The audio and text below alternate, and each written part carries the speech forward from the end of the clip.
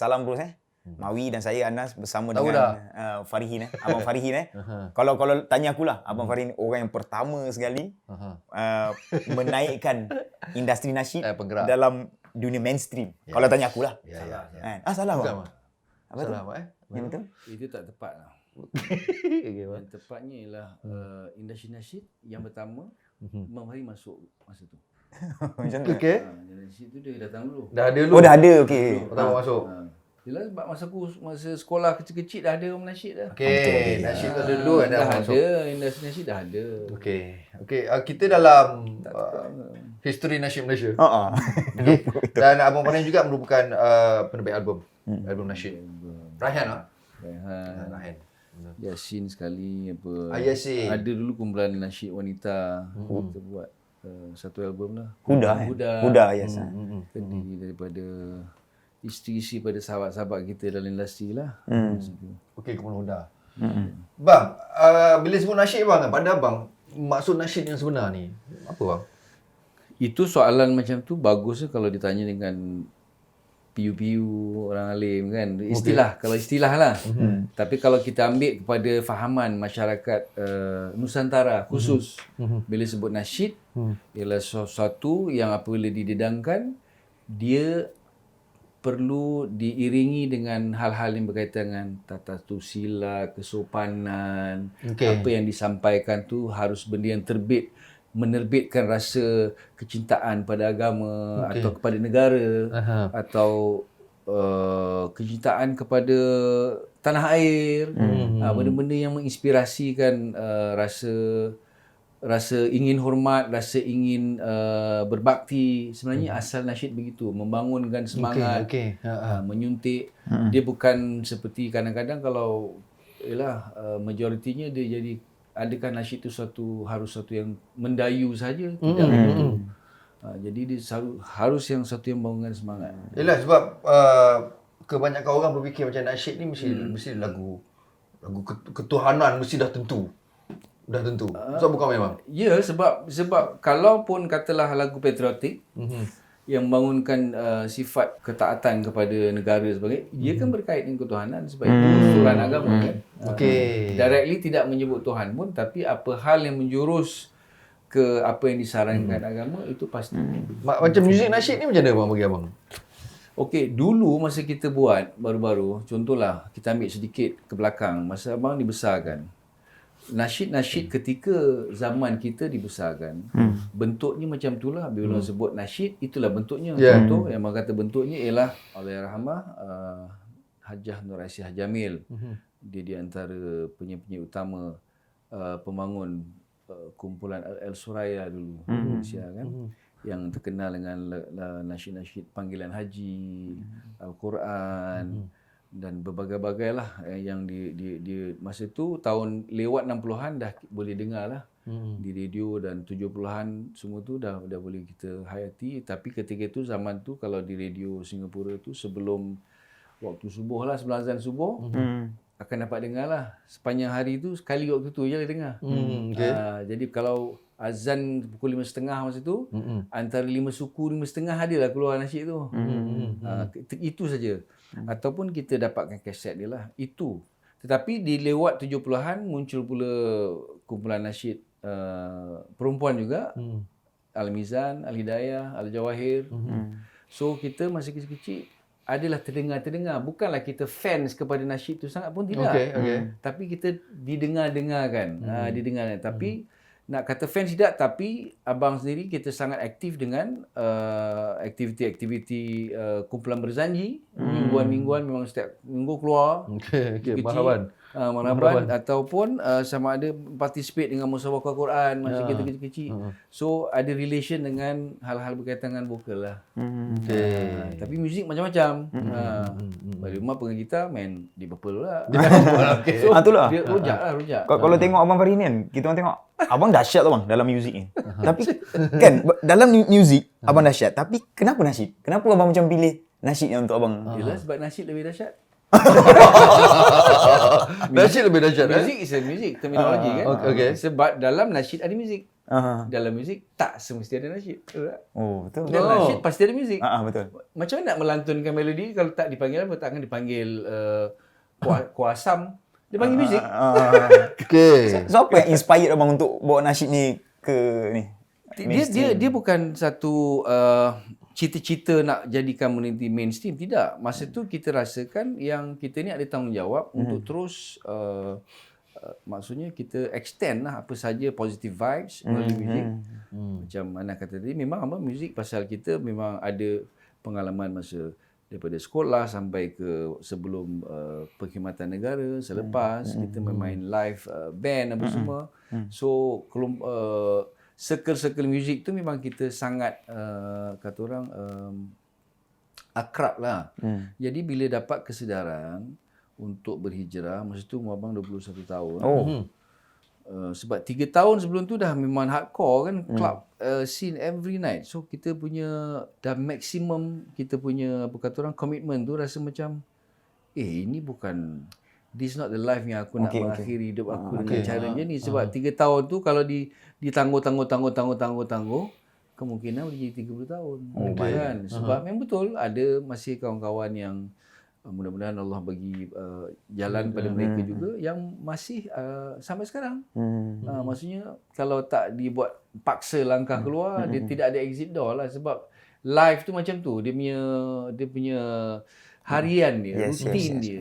Dia akan jadi tiba-tiba jadi comfort zone.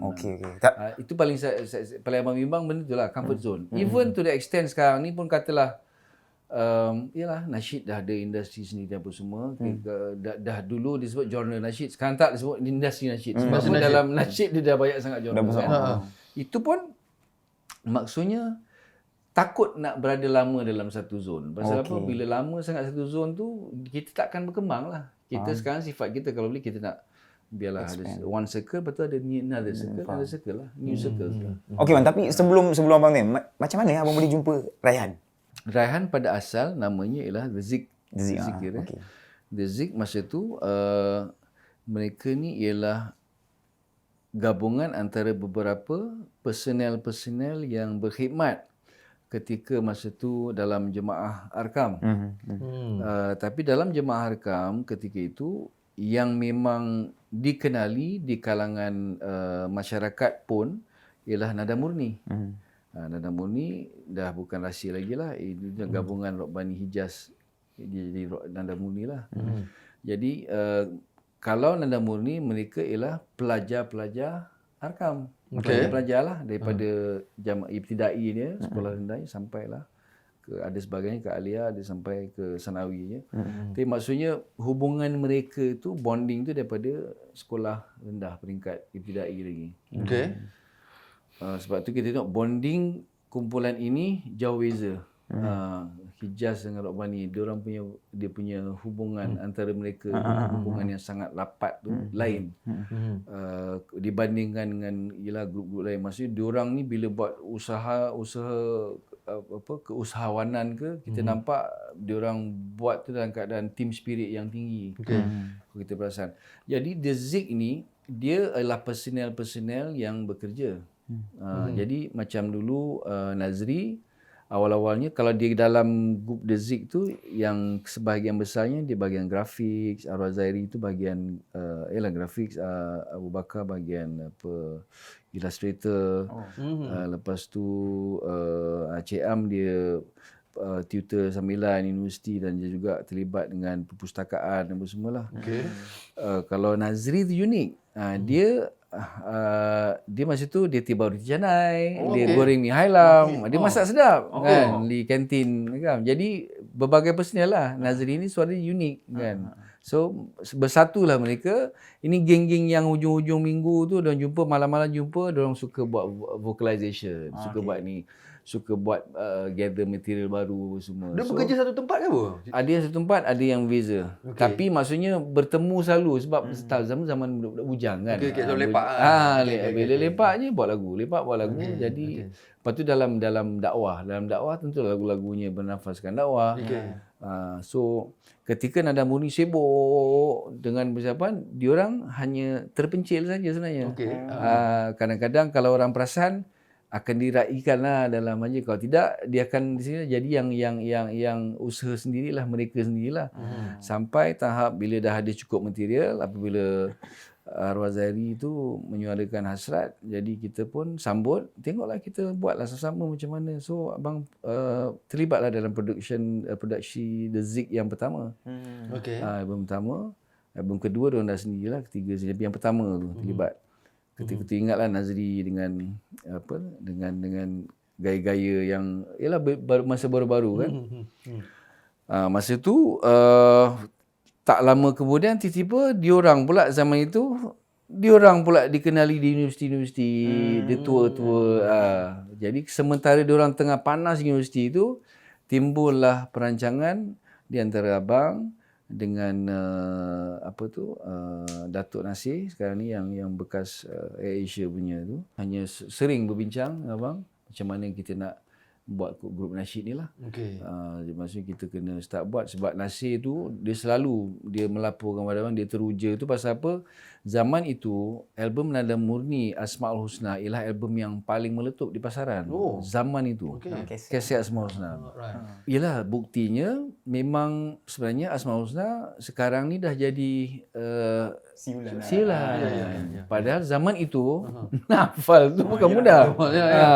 Kalau katalah ustaz ceramah kat masjid, ustaz lantar Asmaul Husna, ustaz seorang je lah yang buat. Yang lain tu ambil ujung-ujung. Kan. Dia dah ujung betul tu. Kan? Tapi sekarang ni masya-Allah kalau ustaz buat Asmaul Husna di Masjid Surau dah ramai yang itu di antara tanda-tanda kalau benda tu maksudnya dah bermasyarakat lah, dah bermasyarakat. So dia memang sebenarnya album yang paling meletup lokal ketika itu belum ada Raihan Muzik ialah Nada Murni, which is Asmaul Husna. Macam mana daripada Zik tu boleh jadi Raihan? Bila involve dengan record label Warner Music yang kita tahu ketika tu tidak ada lagi sebelum Raihan, sebelum itu yang kita katakan record label tu nak jadikan diorang punya group yang diorang nak feature lah. Sebab masa tu kalau kita tahu pasaran tahun 95 memang dipenuhi dengan dangdut dengan rock lah. Yang sangat ketara lah. Maksudnya dangdut sangat mendapat tempat. Dia tiba-tiba istilah viral tu berlakulah masa zaman dangdut tu. Setahun dua tu tiba-tiba muncullah macam-macam kan.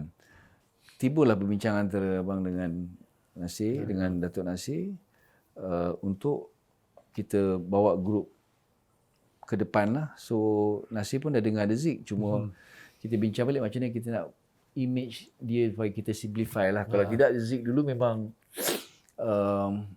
bila dia muncul di universiti tu, kalau kita tengok filem Ertugul tu, zaman tu dah The Zik dah pakai dah. Tak maksudnya sekarang baru Ertugul kan dengan dia punya. Dulu The Zik dah pakai lah benda tu kan. Dia punya show dah pakai lah serban biar Ertugul dengan kerongsang. Tak adalah dia Turki sangat. Dia bersifat Nusantara lah, tapi bentuk-bentuk tu ala-ala tu lah. Macam Aladdin pun ada semua kan. Tapi tak apa tu. Tapi untuk universiti dia benda tu sangat menyeronokkan lah. Jadi untuk orang yang berkarya tu pun seronok sebab dapat pakai kostum kan. Jadi bila kita datang sebagai producer, jadi kita kena tentukan hala tuju dia, image dia macam mana. Jadi abang daripada dulu pun suka sesuatu yang kita kalau buat, kita start dengan something yang super minimal dulu. Buat minimal dulu. Kalau yang minimal tu okey, stick to the minimal idea lah. Kalau katalah minimal tu belum okey, kita tambahlah sikit. Tak naklah terus belas dengan macam-macam artificial apa kata orang kosmetik dan sebagainya kan. Image Raihan waktu tu siapa yang bagi nasihat macam kopiah pada bunjut tu kan? Bunjut Berbunjut. Itulah abang sebut tadi, masa bila kita masuk di situlah kita kena maksudnya ialah abang yang melakar semua itulah, maksudnya pakaian ni konsep. Abang kan dia maksudnya memang kita manage dia lah. Bukan hanya kita produce dia, kita manage dia juga masa tu kan. Jadi kita kena tentukanlah hala tuju macam mana. Kita ada artist management, itulah kerja artist management kan, tentukan image dia. Tali pinggang apa boleh pakai, tali pinggang apa tak boleh pakai. Dulu kita jaga benda tu. Kalau ada logo funny-funny ke, logo Hermes ke, logo apa kan, tak. Tidak boleh carry brand apa-apa. So material pun, choice of material pun penting. Jadi masa tu abang dah start pilih masa tu the first one was cotton linen. Zaman tu cotton linen tak berapa ni pun, orang tak berapa cakap pasal tu. Sekarang yelah kan. Cotton lah. Cotton linen kan. Tapi off white, warna dinding macam ni. Abang ingat lagi kita buat kat tukang jahit Kampung Baru. Satu tu baru 100 lebih je baju dengan seluar. So maksudnya itulah pakaian yang di tambirahan yang menghadap mana yang tua dekat UK semua pakaian yang tu juga. Pakaian tu. Jadi maksudnya that formula of simplicity it works lah sebab benda tu kan berkait dengan muziknya apa semua. Dengan suara Nazri yang tidak terlalu overpowering. Nazri kan dia sangat kata orang dia in between lah. Dia tidak macam relax kalau arwah Hasri kan dia overpowering sikit. Munir pun agak strong. Lepas tu Asmawi Ani tu kan. Pun dia tu pun kan. Masuk juga kan. Anas Allahu Ini suara-suara yang lantang lah. Bila abang sebut pasal minimal kan tadi abang cakap pasal nak design dia minimal. Tapi saya perasan masa album pertama Raihan pun even sampai alhamdulillah syukur apa semua tu kan. Memang minimal lah dia punya music arrangement. Kadang-kadang saya sendiri rindu macam nak dengar balik benda yang simple kan tapi sampai. Sebab ialah dalam bila kita produce kan kita ada pilihan. Kita nak memberi orang ke lapangan dalam pendengaran ataupun kekusutan dalam. Di situlah faktor kalau orang tanya kau cakap noise, mana datang noise? Bukan pada noise yang kita katakan bunyi, tidak. Tapi noise kepada banyaknya arrangement dalam tu kan yang dia transmit kepada telinga kita. Apabila telinga kita penat tanpa sedar, itu dah jadi noise. Bunyi macam sedap, tapi dia menzahirkan noise serabut yang memenatkan. Kita mungkin ingat seronok, tapi kita tak akan tahan mendengar album tu berulang-ulang kali. Jadi album yang memberi kelapangan, kelegaan ialah bila kita boleh dengar ulang-ulang kali. Kan. Jadi kalau macam suara Mawi keluar kan. Okey, katalah setiap lagu kita buat macam tu kan. Dia tak jadi kan. Tak ada colour lah. Jadi satu lagu okey. Betul lah tu. Kan satu album 10 lagu 10 ada itu. Begitu kan. Tak kena lah, tak kena betul. Dia jadi noise. Jadi noise. Nanti dia memenatkan telinga. Walaupun sedap, nafsu kata sedap, di situlah kita ada pertarungan pula antara kehendak kita dan keperluan sebenar. So macam susunan lagu bang, contohlah satu album tu ada 12. 10. Susunan tu 1 sampai 10 tu pun kena, ada punya. Kena.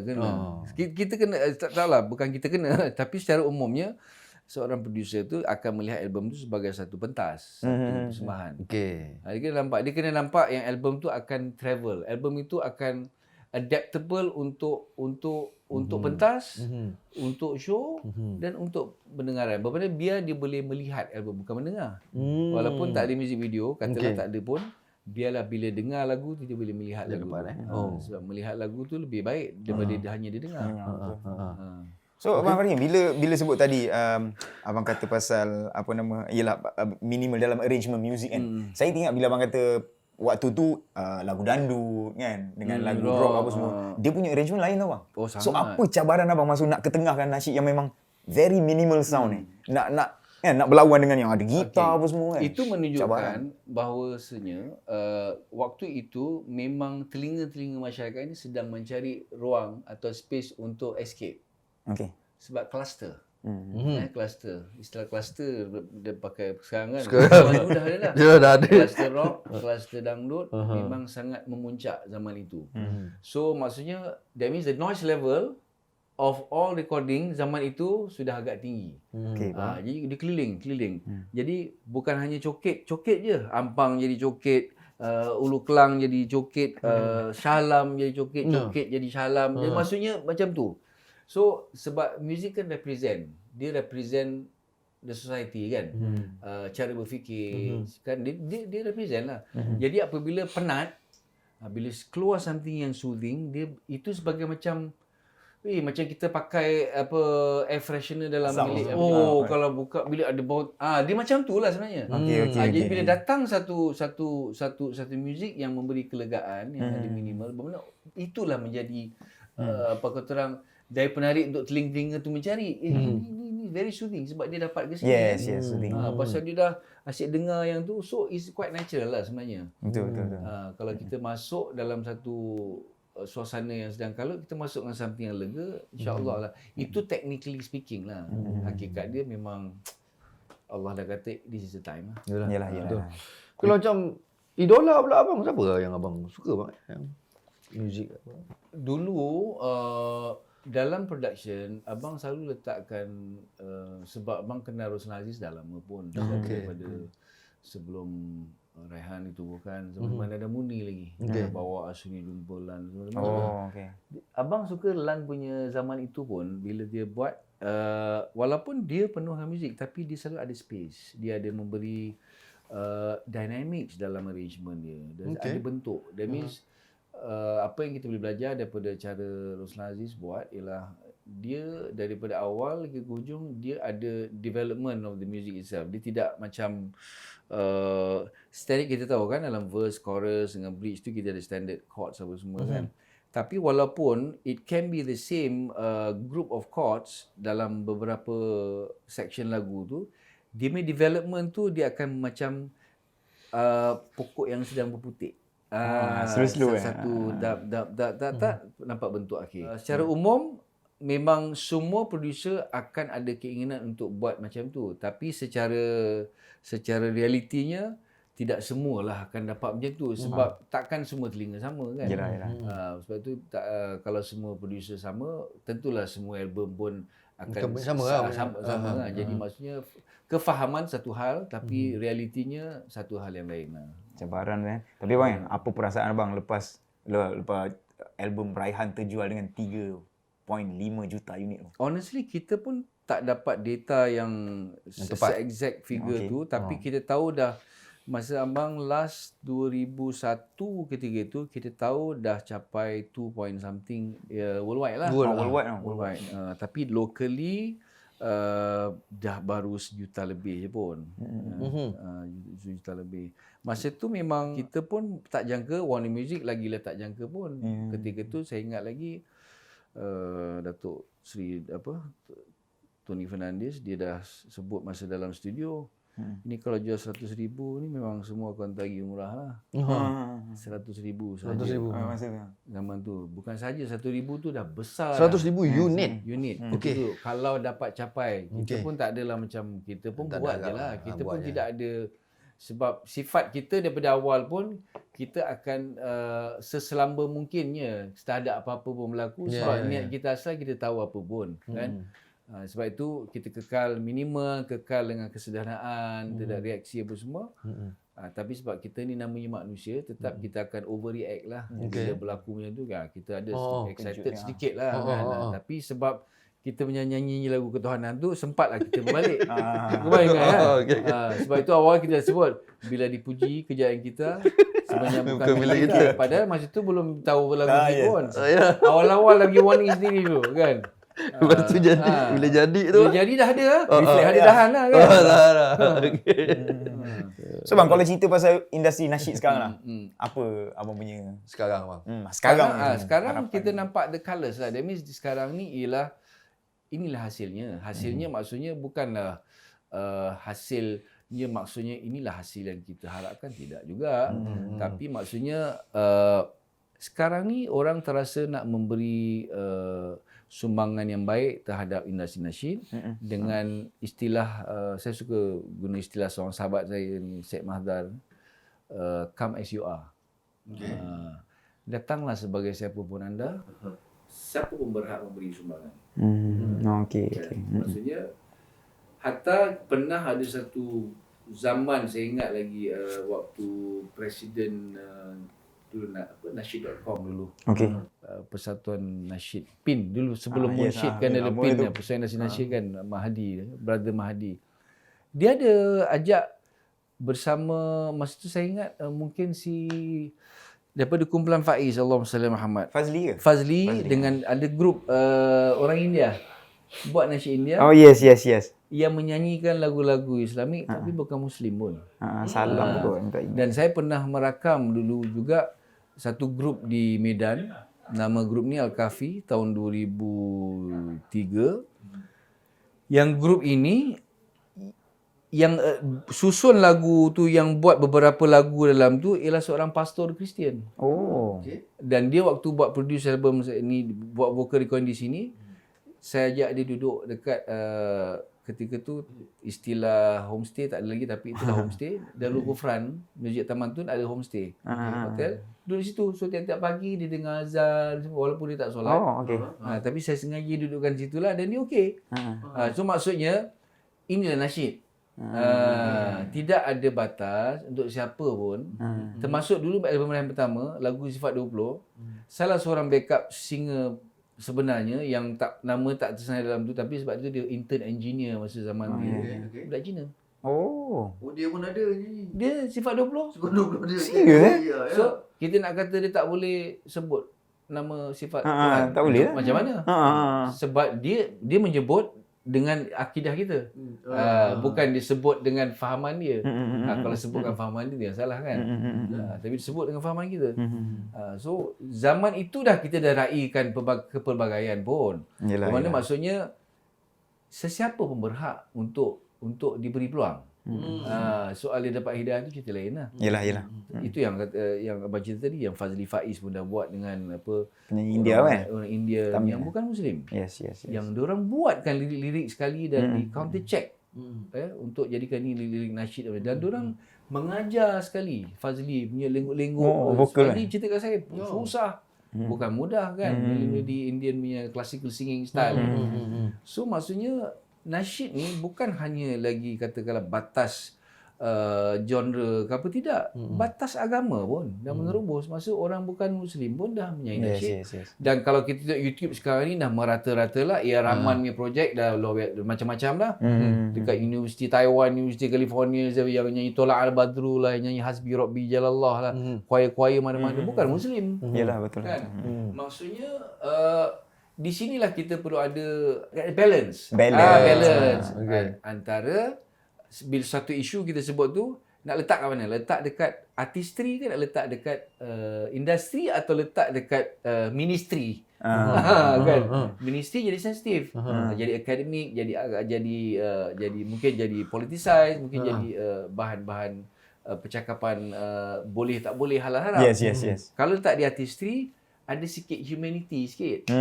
Macam kalaupun kau kena makhluk Allah juga. Betul. Cuma kau ni belum Islam. Tapi takkan kau nak nyanyikan hal-hal yang positif yang baik itu kau tak dibenarkan atau tak diajak kan. Maksudnya tidak ada lah situ. Kerana kalau itu berlaku tak boleh dibahas yang itu. Sebab itu dah masuk dalam skop dakwah.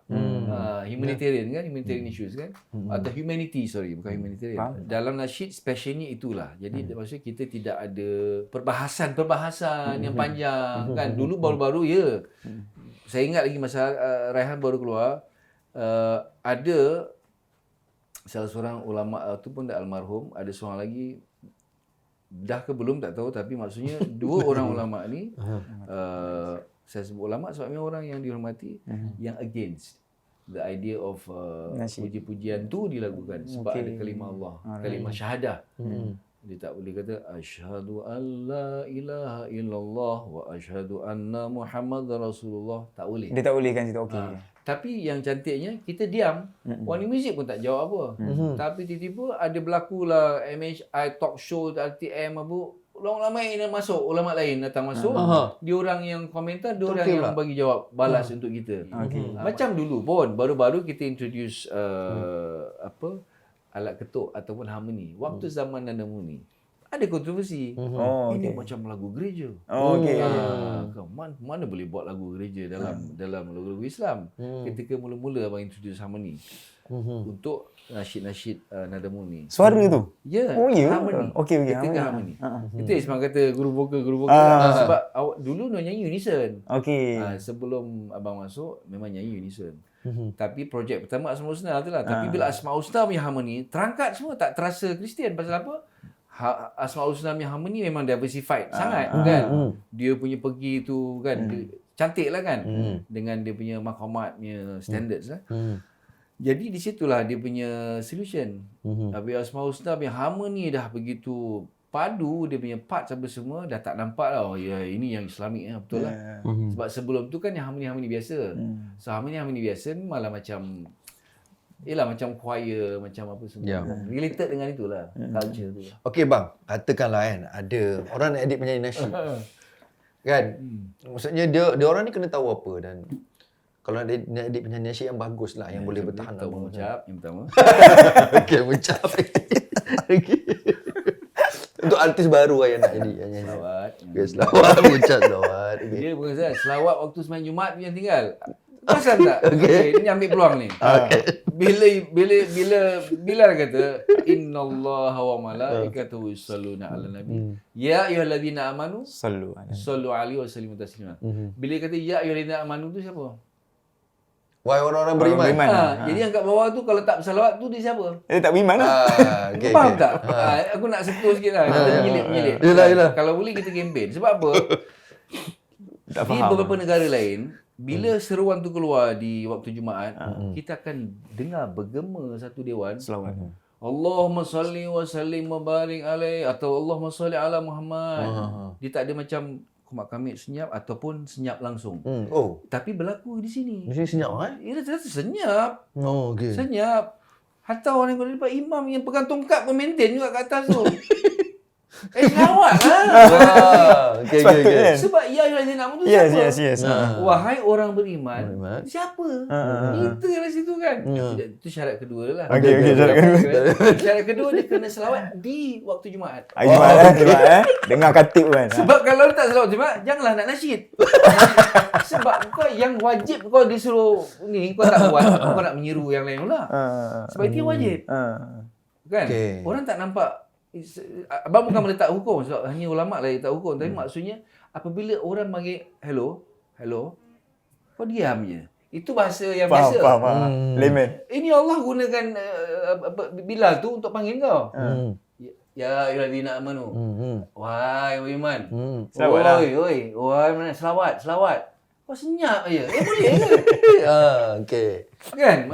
Jadi Itu syarat dia betul. Tak, abang pernah apikan satu kumpulan naik yatim. Besok kau pergi besok korang kalau ada bila korang bangkit tau. Sallu ala nabi kalau semua senyap. Hatta boleh pun. Oh, okey. Harus. Untuk ingat Patut. kan? Oh, kena. Mana boleh? Kan. Okey. Itu syarat kedua lah. Itu syarat kedua. Syarat ketiga mana lagi? Ada lagi syarat. Syarat ketiga. Syarat ketiga buat yang abang cakap tadi lah. Mana? Yang tadi tu buat tadi Kena tu. bertindak terus lah. Okey. Tak adalah. Dia tak adalah syarat-syarat. Syarat yang pertama, of course dia tahu kan nasyid dalam istilahnya ialah apabila kita panggil uruf pahaman masyarakat ialah sesuatu yang apabila dilontarkan dia ada dia punya haknya. Haknya apa? Sopan. Ya, Itu yang sopan is standard word lah. Sebab semua bangsa, semua agama suka sopanan. So kalau penasyid tidak ada kesopanan, tak boleh lah. Sebab itu image yang awal. Sopan tu maksudnya bukanlah pada tak boleh rambut panjang. Bukan pasal rambut ke tak. Sopan is something yang hadir diri kita, orang senang kita lah. Cukup lah. Persembahan cerita lain. Maksudnya keterampilan di public, keterampilan di umum semua. Dia kena ada ulfah, ramah mesra. Sangat ramah. Itu kena ada. Sebab kau tak boleh lah kalau kau nak nasyid semata-mata tapi bukan part of your character dan tak kena sebab orang tak akan boleh relate. Betul. Sebab berlaku. Seorang penasyid yang luar biasa, superstardom, memang pernah berhadapan dengan isu-isu ni dan abang pun kenal siapa dia dan tak payah dia sebut nama dan pernah berlaku sebab ada konflik of rasa kebesaran diri itu agak bahaya. Bahaya. Sebab itu penyakit yang kita pun boleh kena masa dia lintas kan. Dia lintas. Yes. So kerja kita ialah bila dia lintas, kita pull back lah. Tapi kalau lintas kita layan tu problem lah. Sampai guna-guna istilah macam you must tell the journalist to put me as a king of Islamic rock. Jadi maksudnya kalau dia sampai tahap itu berat. Sebab istilah ni bukan kita yang minta, kita diberi. Kalaupun orang nak memberi satu gelaran, bukanlah kita minta. Betul. Orang yang tunjuk, Orang yang beri. Orang yang beri. Bukanlah kita dictate pada wartawan kau tulis aku ini aku producer apa tadi? Nombor 100 terbaik. Kau tak payah orang akan letak. Orang letak. Jadi itu masalah asas, dia tidak boleh ada hal-hal itu. Faham. Kalau katalah penasyid ni tak boleh ada hal-hal itu sebab orang dia akan buat orang jauh lah. Betul lah. Sedangkan nasyid ni kan nak mengajak mendekat. Yalah. Mendekat pada Allah, mendekat pada Rasulullah, mendekat kepada kita, pada negara, pada ibu ayah. Kan? Jadi bila nak ajak orang mendekat ni, sifat dan jiwa dia harus mencerminkan dia begitu. Dia tidak wajib untuk dia memastikan dia begitu sebab dia tetap manusia. Tapi dia dalam suasana dia sentiasa berlawanan dengan hal-hal buruk. Supaya dia boleh dapat capai yang hal baik tadi. Sebab yang bercakap pun sama kan. Masih bertarung selalu. Kan? Jadi tidak ada jaminan. Cuma kena ada tekad yang kita mahu tak mahu kena cubalah. Cuba sedaya upaya. Nobody perfect kan. Okey. Cantik tu. Banyak sangat ni. Pesanan tapi pesanan tu baik bang. Nak haji benda nasyid. So bang, last bang. Ni sekarang kita dah ada anugerah industri nasyid. Dah mula tahun lepas Tahun ni? Tahun ni. Yang baru ni kan. So katanya tiap-tiap tahun akan. Tahun lepas. Nak buat ni. Yang ni nak buat yang peringkat antarabangsa nak buat, dia kan. Nak buat setiap tahun pula bang. Rasa macam mana? Anugerah tu baik lah. Tapi maksudnya kena ada workshop yang lebih holistik lah. Holistik tu memberi penjelasan hal-hal tadi lah. Hal values, hal-hal giving space. Sebab abang pun suka selalu pesan kawan-kawan bila kita buat lagu, korang bagi ruang. Bagi ruang untuk orang absorb. Kita kena ada kesabaran. Kadang-kadang kita tahu benda ni sedap sangat. Sayang kau tak keluar semua. Memang sayang tak keluar semua. Tapi lebih baik jangan keluar semua dulu. Kena keluar berkala supaya orang boleh grow dengan kita. Bukan kita bagi selambak, nanti orang ada turn off factor juga. Orang pun berhak untuk ada dia punya resistance kan. Dia berhak ada choice. Tapi untuk menyelami itu memang kita kena bersabar. Sabar dalam berkarya. Maksudnya berkarya tu interesting kan. Sabar dalam berkarya tu hal lain. That means dengan kehendak kita ni. Meletakkan secara teratur, pelan-pelan dan tengok result awal dulu. Jangan terlalu excited ke apa kan. Pantang dapat mic kan. Nak hayun, nak balon kan. Macam masih begitulah. Yalah. Dia kena macam itulah. Man-man macam itulah. Man-man macam itu kan. Okey Nas. Cantik Alhamdulillah. Pesanan Abang Farhim. Untuk aku sendiri pun dapat banyak sebenarnya. Hopefully yang tengok ni dapat banyak juga. Tapi secara karakter boleh je. Kau fikir kau siapa? Boleh. Itu karakter. Okay. Untuk melambangkan cantik. Tapi dalam keterampilan kan. Sebab contoh dekat ada kan. Contoh dekat lah. Contoh dekat kan. Boleh. Benda-benda tu dia actually apa yang Mawi buat.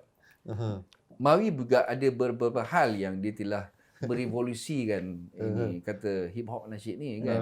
Projek dia dengan Samsul. Apa perasan ni bila dia take off dengan Samsul dia, benda tu akan jadi macam bam, dia dari satu bang dah. Dan bagus dan dia tak lama. Bukan tak lama apa. Dia tidak boleh lama sangat. Kalau sama sebab dia tu panas kan. Sifat dia kan very very very hot and spicy kan. Dia macam sekali whip kan. Betul belah. Gerak betul lah. Dia sifat dia gitu. So mengenal maksudnya where to put that correctly pun penting juga. Di mana nak letaknya dan waktunya pun penting. Jenis-jenis macam tu. Sebab tu dia tak boleh keluar macam 3 bulan sekali dengan tu. Tak boleh. Tak boleh. Sabar-sabar. Tak boleh. Setelah tu tak boleh. Setelah tu macam setahun, 2 tahun sekali biar orang tanya, tak ada lagi ke? Gitu. Tu kena sabar tu dia orang kata. Sabar weh. Karya. So okey Nas. Okey. So, Alhamdulillah. Terima kasih bang. Terima kasih banyak. Okey. Kita jumpa lagi di episod akan datang. History Nasyid Malaysia. InsyaAllah. Bye-bye.